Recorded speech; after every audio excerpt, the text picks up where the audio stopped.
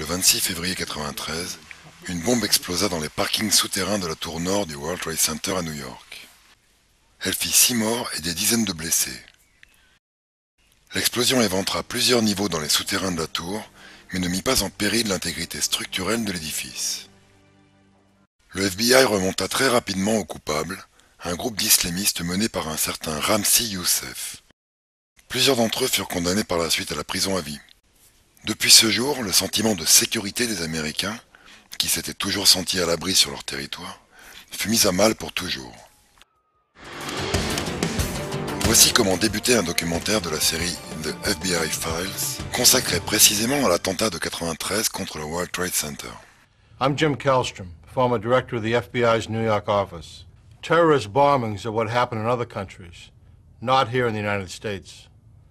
And yet, in 1993, it happened in New York City. The World Trade Center bombing rattled our notion of domestic security. It shook the foundation of our belief that we're not vulnerable to terrorism. The cracks it caused in our self-confidence can never be repaired. If it happened once, could it happen again? It was the question in everyone's mind.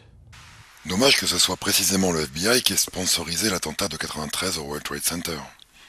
Le procès mit en effet en évidence le fait que c'est le FBI qui avait fourni aux terroristes le matériel pour confectionner la bombe, au travers d'un de ses infiltrés, l'ex-militaire égyptien Emad Salem, spécialisé dans la fabrication de bombes. There is some evidence that the FBI may have known of the plot in advance through an informant and might even have stopped the bombing that killed 6 people. Correspondent Jacqueline Adams has the story. FBI agents might have been able to prevent last February's deadly explosion at New York's World Trade Center. They discussed secretly substituting harmless powder for the explosives, but they didn't, according to the FBI's own informant, Emad Salem. Unbeknownst to the FBI at the time, Salem recorded many of his conversations with his handlers. In one, Salem complains to an FBI agent, "Since the bomb went off, I feel terrible, I feel bad, I feel here is people who don't listen." The agent replies, "Hey, I mean, it wasn't like you didn't try and I didn't try. You can't force people to do the right thing." Voici un autre extrait des enregistrements où l'on voit Salem confirmer que la bombe a été fabriquée sous la supervision du FBI. We was start already building the bomb, which is went off in the World Trade Center. It was built by supervision from the Bureau and the GA, and we was all informed about it, and we know that the bomb start to be built. By who? By your confidential informant. Ted Gunderson est un ex-agent du FBI qui, après avoir quitté ses fonctions, a dénoncé l'implication de sa propre agence et de manière plus générale du gouvernement américain dans tous les principaux attentats survenus aux États-Unis au cours de ces 20 dernières années. Oklahoma City, the first World Trade Center bombing, second World Trade Center bombing, were all orchestrated, and our government knew about it. And in some cases, like the first World Trade Center, they furnished the explosives and the training for these guys. Et revoici ce même Gunderson qui commente l'implication du FBI dans le premier attentat du World Trade Center, celui de 1993. As a result of testimony in the trial and the informant, the FBI informant in the trial, a fellow named Salam, a 43-year-old former Egyptian army officer. Emad Salam. Right, he was the informant for the FBI. And he recorded his conversations secretly with this. So when it came time for trial, he said, "Hey, wait a minute, here's what really happened." Now, he told the FBI in advance that they were going to bomb it. He was assigned, given the assignment to put the bomb together. And he went to his supervisor, his FBI supervisor, and said, "We're going to put a dummy bomb in here, right?" And the FBI supervisor said, "No, we're going to put a real bomb." Le juge Andrew Napolitano a réalisé pendant plusieurs années les analyses politiques pour la chaîne Fox News.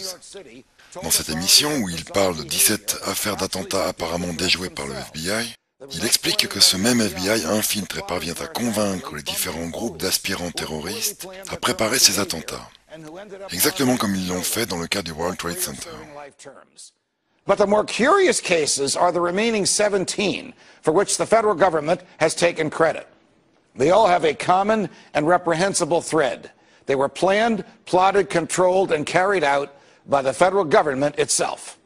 In all of these 17 cases, from the Fort Dix 6 to the Lackawanna 7 to the Portland parade bomber, the feds found young men of Muslim backgrounds, loners who were bitter at America. They befriended them, cajoled them, and persuaded them that they could change the world by killing Americans.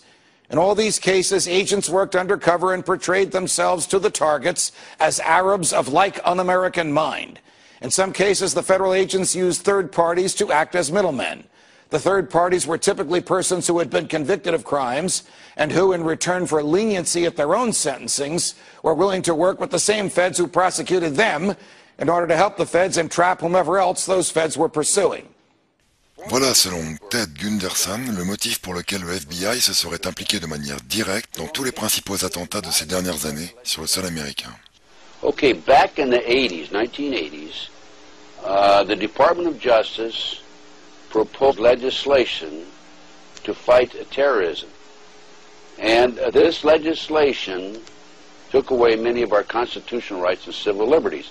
One of the authors, a female attorney with the Department of Justice, publicly made this statement, I've got her name on my file someplace, that before this passes, people will have to be killed.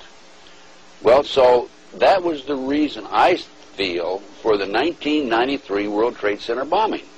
Unfortunately for them, fortunately for us, the good guys, there were only 6 people killed, not enough to pass the legislation. Une affirmation que vient corroborer l'écrivain Steve Emerson, auteur du livre American Jihad. I heard it repeatedly after the 93 World Trade Center bombing by saying they didn't kill enough people. It wasn't said by militants, it was said by FBI agents.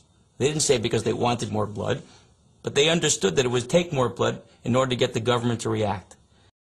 8 ans plus tard, ils ont finalement obtenu satisfaction.